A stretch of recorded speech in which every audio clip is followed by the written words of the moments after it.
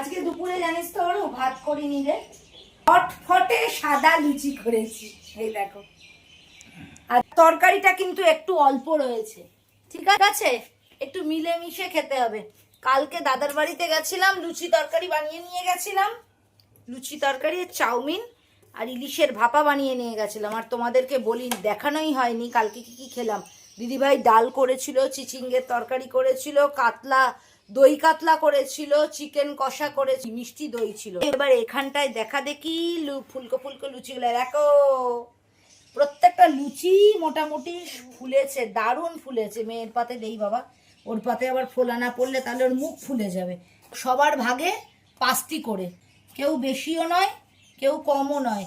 এই দেখো তরকারিটা একটু কম রয়েছে জানো তো।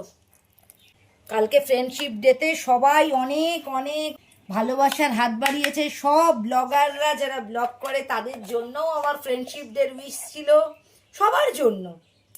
বন্ধু তো আর ওইভাবে না, একটু অল্প অল্প তরকারি দিয়ে কিপটেমে করে খেয়ে নি।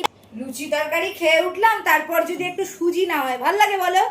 লুচি তরকারির পরে কারা তোমরা সুজি খেতে ভালোবাসো বলো দেখি? আর আমার মতন কারা দুধ সুজি প্রিয় সেটাও বলো। চল খেতে বসি।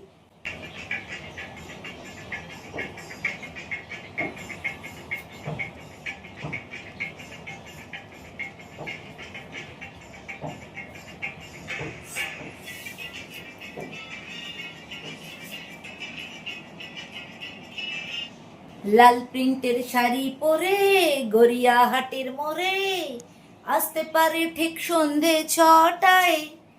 এলাম যে কথা নিতে পুজোর অষ্টমীতে, ঠিক বলো না আসছো তোমরা কটায়?